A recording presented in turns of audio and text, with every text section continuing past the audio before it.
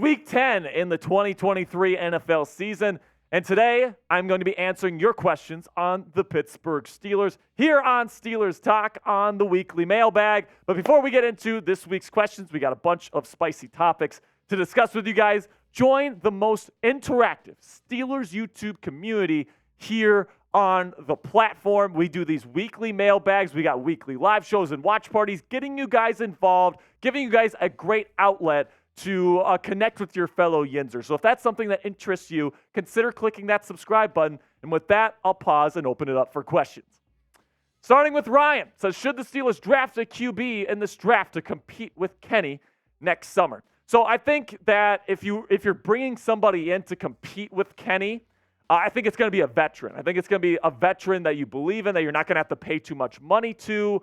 I think if you're drafting a quarterback next year, it's probably to straight up replace Kenny Pickett moving forward. It's probably going to be a first-round pick. How likely is that? I'm not too sure. I guess we'll have to see how Kenny plays the rest of the year. But is there a scenario where you get maybe like an Andy Dalton or maybe, one of these replacement level starting capable Jacoby Brissett, maybe another option there. Somebody that can be a starter in this league, but maybe someone that Kenny could potentially beat if he gets better. I think that's probably going to be the case if Kenny doesn't continue to get better as the season goes on. But we really won't know the answer to that until we see a full season of Kenny Pickett as the starter and we know where the Steelers are drafting and all that kind of stuff. So I wish I had a more specific answer for you, Ryan, but I think it's more likely they bring in a veteran to compete with Kenny Pickett. Then we got Afton forward here. It says, do you think the team brings in another inside linebacker?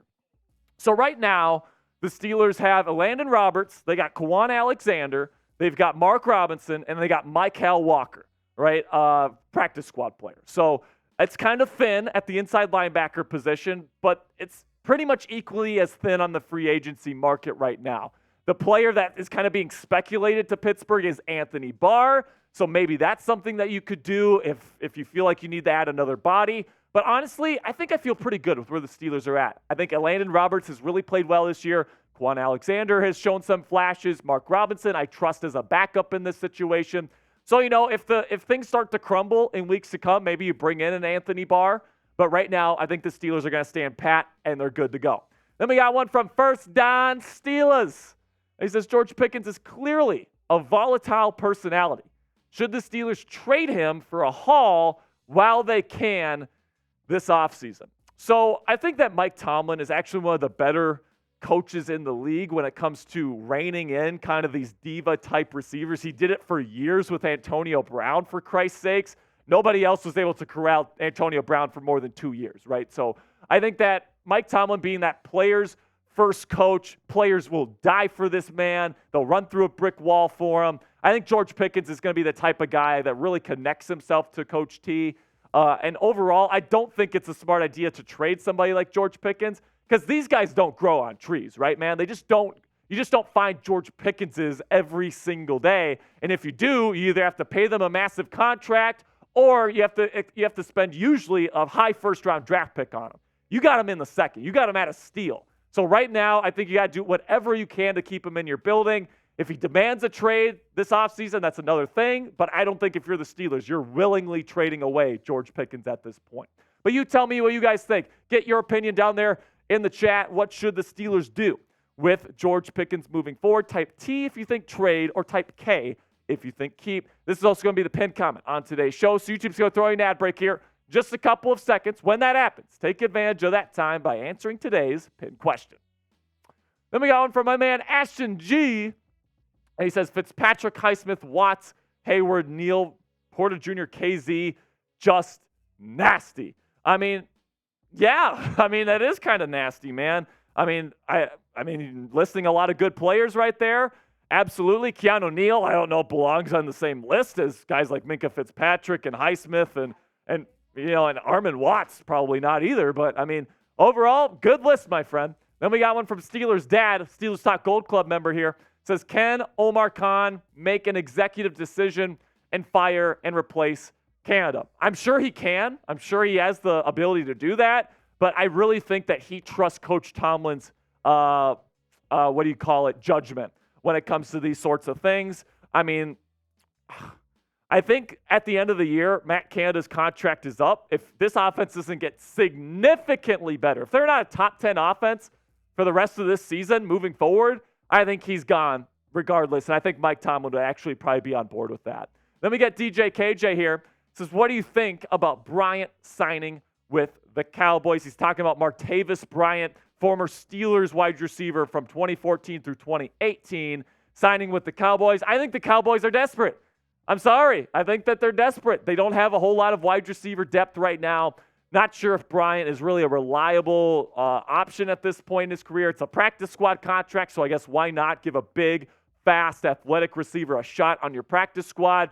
But overall, I don't think the signing is going to amount to much. All right, now before I get things going later in today's show, let's have a word from our sponsor at Prize Picks. And if you want to spice up your game days this NFL season, go ahead, go to Prize Picks. Let us know how you feel, because I love this app, man. I've been absolutely addicted to using Prize Picks since we started partnering with them just about a month ago. And if you want to spice up your game days this NFL season, you can check it out now. It's a daily fantasy sports game that's based on skill and can win you real money. You might be asking yourself, how does this work? You pick 2 to 6 players, and if they'll go for more or less than their Prize Picks projection, you can win up to 25 times your money on any entry. And pretty much the way it works, guys, is they got a bunch of different stuff for you to choose from. They got like projected passing yards or receiving yards or rushing yards, touchdowns, field goals made, and all you have to do is press more or less in order to get the job done here. Super easy to use, super addictive. And if you know ball, guys, if you know ball,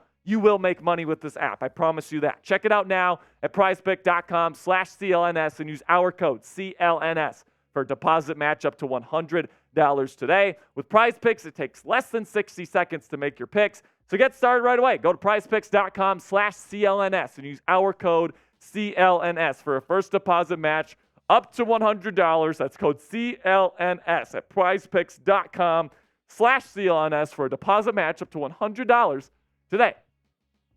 Got one for Brian Timmons here. He says, how confident do you feel that the Steelers will make the playoffs at the end of the year? I feel relatively confident at this point, all right? I'm kind of tempering my expectations because you've been outgained in all 8 of your football games so far. Matt Canada's offense definitely sputtering. But the offense, I thought, looked way better last week, particularly the run offense. And I think that this team is getting incrementally better as the season goes on, right? You're starting Joey Porter Jr. now. You're playing Jalen Warren more. You're playing Broderick Jones at right tackle. This team is kind of baby stepping their way to playing better football. They're getting healthy now, all that great stuff right there.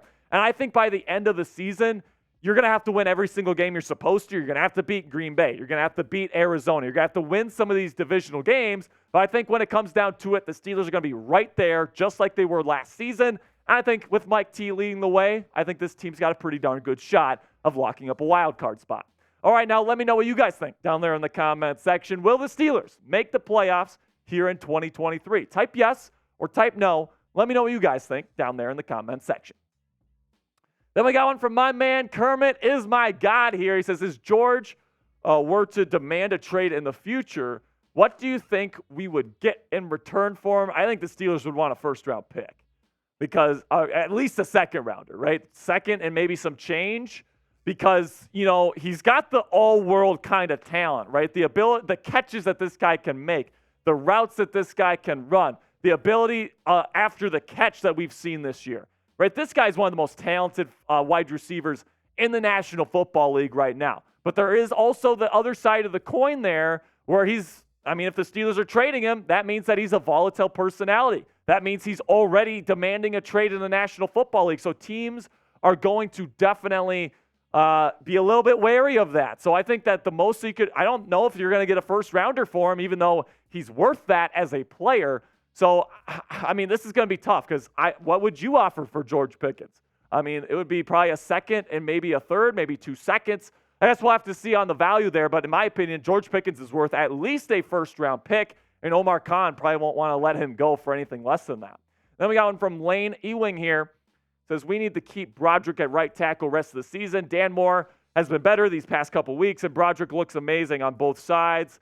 I wouldn't say Broderick looks amazing. I wouldn't go that far. I think he looked damn good on the right side, and he played really well on the left tackle side as well. He has had some bad reps, so I won't say he's been fantastic, but I think that's more of an editorial decision there of language. But when you look at the situation right now, Dan Moore Jr. has been playing better. His overall grade is still the lowest on the Steelers' offensive line. But overall, this run game is way better with Broderick Jones at right tackle than Chukwuma Okorafor. Broderick Jones freaking moves people at the point of attack, which helps out Jalen Warren. It helps out Najee Harris. It helps out this Steelers offense as a whole. And I can't wait to see more. Then we got one from Matt Canada. Sucks. Love that name. He says, I know you say that offensive head coaches are superior to defensive head coaches. So why not fire Mike Tomlin to hire someone from the Shanahan tree? So, I think I want to correct this just a little bit. I don't necessarily say offensive coaches are superior to defensive coaches. What I say is the defensive head coach has to be an elite leader of men, right? Somebody like a Bill Belichick, somebody like a Mike Tomlin, right? Someone like a Bill Parcells, right? Somebody that's a defensive mind but can really lead a locker room and can put the right people around him. I mean, that can still be a very effective head coach that can win a Super Bowl. But, the point that I make is that offensive head coaches, especially if you've got a young quarterback, is very helpful. I mean, the numbers just bear that out. Young quarterbacks with defensive head coaches just tend to do worse than ones with offensive ones. That's just a fact. And it's also harder for defensive head coaches to hang on to their offensive coordinators, because if a defensive head coach has a really good offensive coordinator, they get poached, right? And they lose that guy and they have to find somebody else. But if your offensive play caller is already your head coach, you don't have to worry about them getting poached, right? So I think it's overall a good rule of thumb to go for an offensive head coach. But when you have a guy like Mike Tomlin, who is an elite leader of men, who is an offensive coordinator away from getting this team back into Super Bowl contention, in my opinion, I think you got to keep him. I think he's the right man for the job. But let me know what you guys think. Fire Mike Tomlin if the Steelers miss the playoffs this year for the second straight year. Type fire, or type F if you think fire, or type N if you say don't fire. Then we got one from CM Punk here. He says, if we get swept in the playoffs game 1, should we fire Canada or Tomlin? So I think it depends. So I really think that if you make it first round of the playoffs and you're a 7th seed wild card team, the offense has stunk all year, but you just barely squeak in, and then you get ramrodded by the number 2 team in the AFC, then yes, I think fire Matt Canada, not Mike Tomlin. Because, if your offense stinks and your team got to the playoffs, that's because the culture that your head coach is setting got you to where you are getting into the playoffs, right? So I think that the one missing piece to this Steelers team when it comes to the coaching staff is that offensive play caller, right? Because I think Tomlin's already a great defensive mind. I think he's a great leader of men. This entire locker room would run through a brick wall for him. The only thing that's missing is that offensive coordinator that can really put this whole puzzle together and get this team back to Super Bowl contention. So listen, if you make the playoffs, the offense is 25th, 26th in most categories. Right now, they're actually lower than that, by the way. If that ends up being the case, get rid of Matt Canada.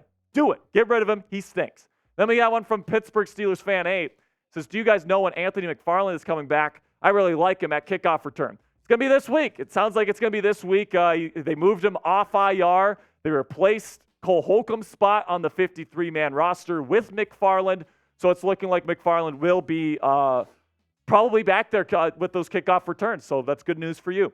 That'll be it for this week's mailbag, guys. Really do appreciate every single one of my fellow Yinzers that got in and got their questions in this week. If you want to get your question on next week's show, make sure you click that subscribe button and join us for our live show next Wednesday, because that's when we film these. So go ahead, click that subscribe button, join us next week, and until next time, here we go, Steelers.